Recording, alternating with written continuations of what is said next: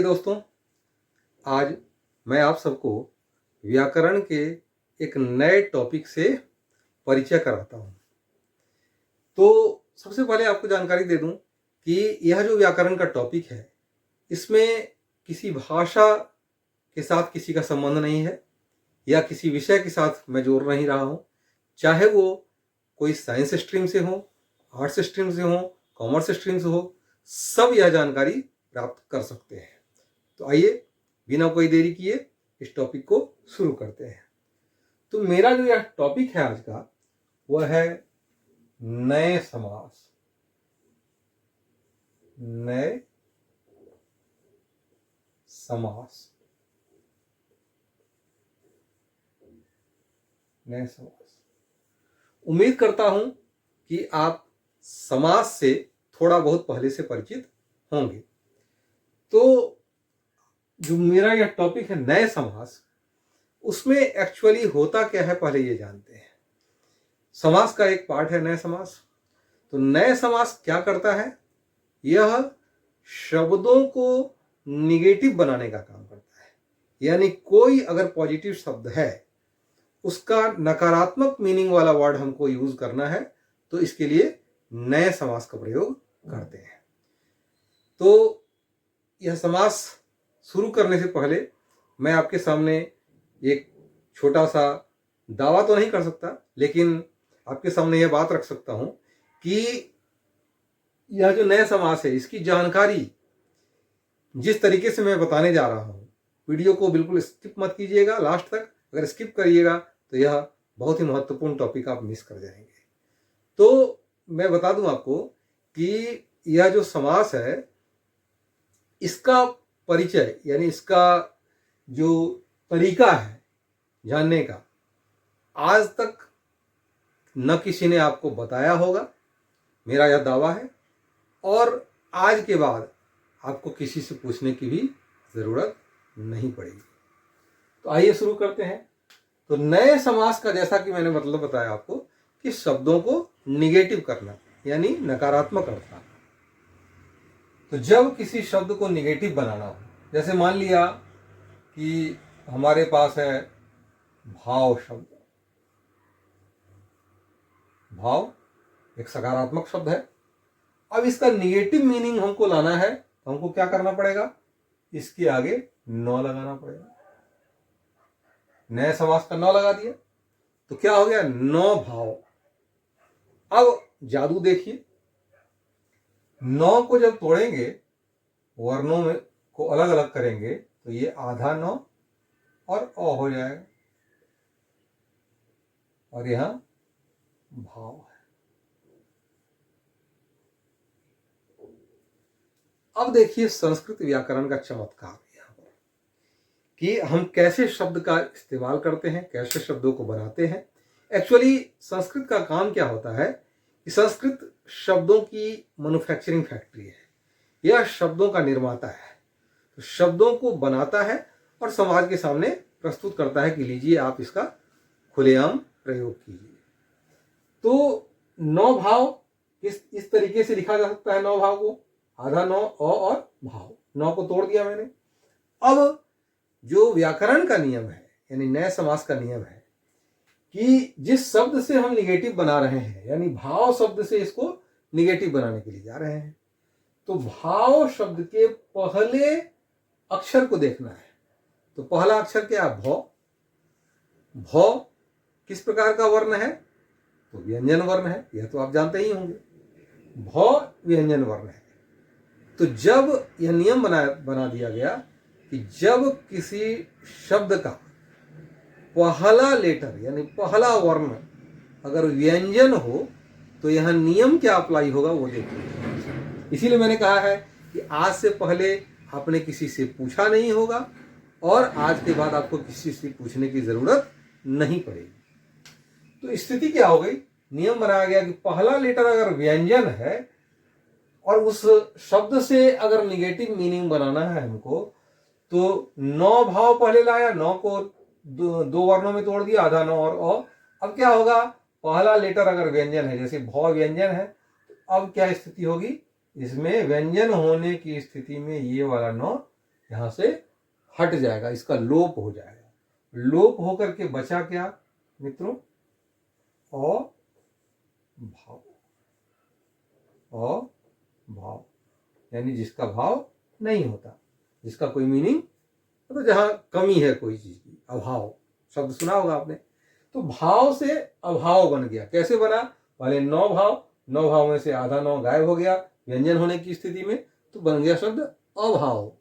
तो अब अभाव शब्द ही हमारे समाज में प्रयुक्त होता है, लेकिन बहुत कम लोग जानते हैं कि यह शब्द बना कैसे है। तो इसी प्रकार से जितने भी ऐसे शब्द हैं जिनको निगेटिव रूप में यूज किया जाता है, तो आप इस तरीके से इसको सॉल्व कर सकते हैं। और भी अन्य उदाहरण से आपको आपके सामने मैं प्रदर्शित करता हूं। यह सीख गए होंगे आप अभाव कैसे बनेगा। इसी तरीके से दूसरा शब्द ले लेते हैं। मान लिया शब्द है हमारे सामने धर्म।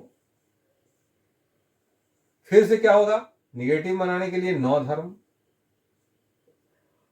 9 को तोड़ा, आधा 9 और अ में, और यहां लिख दिया धर्म। स्थिति सेम है। हमको धर्म शब्द का पहला लेटर देखना है, यानी पहला वर्ण देखना है। पहला वर्ण कौन सा है? ध। और ध किस प्रकार का वर्ण है? व्यंजन वर्ण है। तो व्यंजन वर्ण होने की स्थिति में नियम क्या बना दोस्तों? 9 का 9 गायब हो जाएगा। 9 लोपो नया, यह व्याकरण का सूत्र है। तो 9 गायब हो गया तो क्या बच गया? अधर्म। अधर्म। इस प्रकार से आप जितने भी शब्द हैं उनका निगेटिव मीनिंग बना सकते हैं, निगेटिव शब्द बना सकते हैं, और वह व्याकरण की दृष्टि में किस प्रकार का शब्द होगा, कैसा समास होगा, नए समास का उदाहरण हो जाएगा। तो यह है उदाहरण नए समास का। अन्य कई उदाहरण है। सत्य से असत्य बन गया, तो सत्य में 100 व्यंजन है, तो उसी प्रकार से असत्य बन जाएगा। तो इस प्रकार से बहुत सारे शब्द हैं। तो व्यंजन वाला तो आपने सीख लिया कि व्यंजन वाले शब्दों को निगेटिव बनाने में, यानी जिसका पहला वर्ण व्यंजन है उसको निगेटिव बनाने में कुछ ज्यादा करने की जरूरत नहीं है। केवल 9 में से आधा 9 को हटाना है, बाद बाकी जो आएगा बचेगा वही समाज में प्रयुक्त होता है। अब आते हैं, कुछ शब्द ऐसे भी होंगे जिसका पहला लेटर स्वर है, तो उस स्थिति में नियम बदल जाएगा। क्या नियम बदलेगा वो देखिए।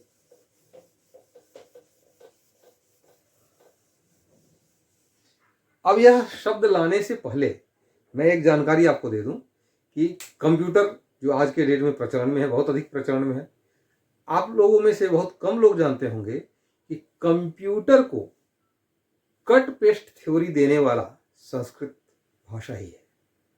यानी जब पहली बार कंप्यूटर में कट पेस्ट थ्योरी का इस्तेमाल किया गया, तो कंप्यूटर के जनक ने, चूंकि वो संस्कृत के विषय में सुन चुके थे कि संस्कृत विश्व की प्राचीनतम और सबसे वैज्ञानिक भाषा है, तो उन्होंने थोड़ी बहुत जानकारी प्राप्त की संस्कृत से, तो उनको वहां पर संस्कृत व्याकरण में कट पेस्ट वाला अंश मिला। तो उसको उन्होंने क्या किया, अपने कंप्यूटर में अपनी शब्दावली में यूज किया, कट पेस्ट थ्योरी।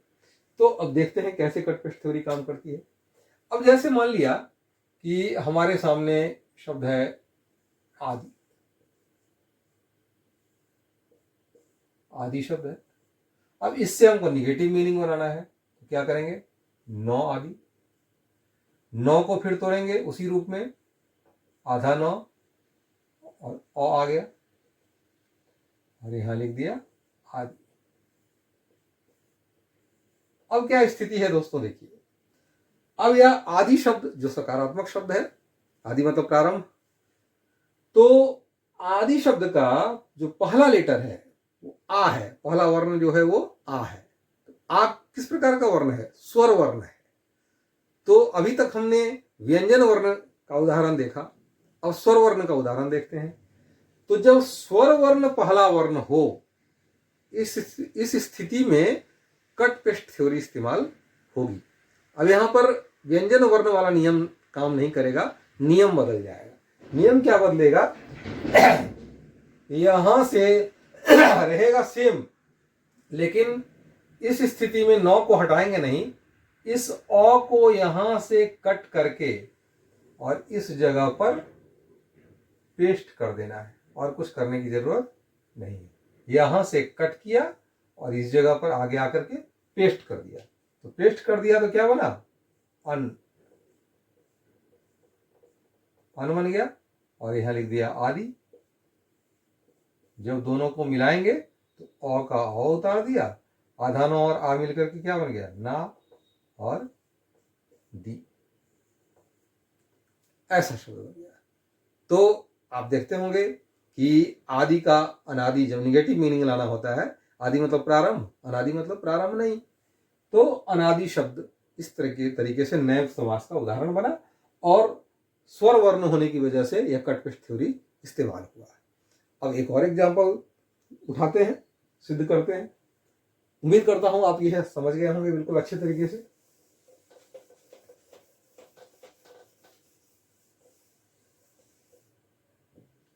एक और ले लेते हैं उदाहरण।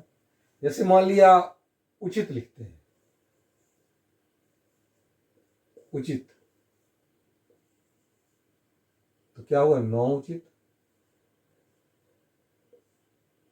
अब ये आधा नौ है और यहां और नौ को तोड़ दिया, फिर लिखा उचित।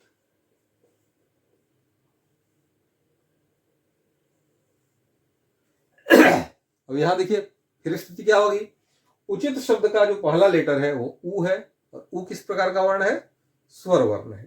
तो स्वर वर्ण होने की स्थिति में क्या होगा, फिर वही कट पेस्ट थ्योरी इस्तेमाल होगी, यानी अ को यहां से कट किया और इस जगह ला करके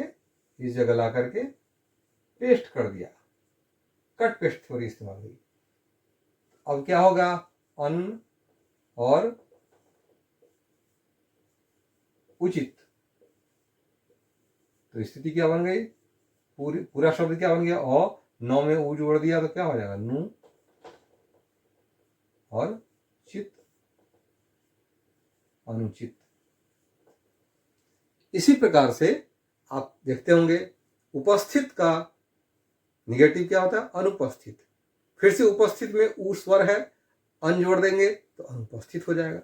एक और शब्द है जो काफी प्रचलन में रहता है, लेकिन अधिकांश लोग, बहुत पढ़े लिखे लोग भी इस शब्द का गलत प्रयोग करते हैं। मैंने कई जगह देखा है, प्रशासनिक भवन में या मुख्यमंत्री प्रधानमंत्री कार्यालय में यह शब्द गलत इस्तेमाल किया जाता है, गलत रूप में लिखा जाता है। तो अगर मेरे माध्यम से वहां शुद्धि हो तो मैं अपने आप को खुशनसीब समझूंगा। तो यह उदाहरण उठाते हैं।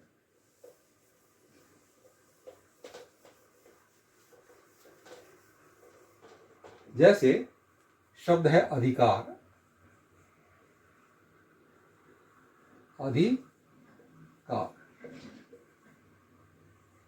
अब इसमें अधिकार शब्द में कोई निगेटिव बनाना है तो क्या करेंगे, नौ। अब नौ को फिर तोड़ा, क्या हो गया, आधा नौ और अधिकार, इस रूप में आ गया। अब यहां भी देखिए अधिकार शब्द का जो पहला लेटर है वो अ है, और पहला लेटर जो है अ वो किस प्रकार का वर्ण है, स्वर वर्ण है। तो स्वर वर्ण होने की स्थिति में फिर से क्या होगा, कट पेस्ट थ्योरी इस्तेमाल होगी। यहां से कट किया, यहां ला करके पेस्ट कर दिया। अब पूरा जो शब्द बनेगा अ आधा न अधिकार, अधिकार। तो जो शुद्ध शब्द होगा, उचित शब्द होगा, वो क्या है, अ आधा नौ में अ जोड़ेंगे तो पूरा नौ, अधिकार, अधिकार। तो क्या होगा, अनधिकार। अनधिकार का मतलब अधिकार नहीं है, यानी उस जगह पर या किसी, आपने देखा होगा लिखा हुआ अनधिकार नहीं, अनाधिकार प्रवेश वर्जित लिखा रहता है। आप प्रशासनिक भवन वगैरह में चले जाइए या मुख्यमंत्री प्रधानमंत्री कार्यालय में चले जाइए, आपको मिलेगा इस तरीके का गलत शब्द इस्तेमाल हुआ। वहां पर क्या लिखा रहता है, अनाधिकार लिखा रहता है, अनाधिकार प्रवेश वर्जित, वर्जित। यह शब्द मैंने कई जगह पर देखा है, जहां पढ़े लिखे लोग ज्यादा बैठते हैं वहां यह शब्द लिखा रहता है, अनाधिकार प्रवेश वर्जित। लेकिन यह पूर्णतः गलत है, ग्रामेटिकली व्याकरण की दृष्टि से बिल्कुल अशुद्ध है। अगर मेरे माध्यम से वहां शुद्धि हो सके तो मैं अपने आप को खुशनसीब समझूंगा। तो यह गलत शब्द है बिल्कुल। तो एक्चुअल वर्ड क्या है, सही शब्द क्या है, अनाधिकार। तो दोस्तों, मैंने जो वादा किया था आपसे कि इस टॉपिक को आज से पहले आपने किसी से पूछा नहीं होगा, ना आपको किसी ने बताया होगा इस तरीके से। अब उम्मीद कर रहा हूं कि मेरा वीडियो देखने के बाद आपको किसी भी व्यक्ति से पूछने की जरूरत नहीं पड़ेगी।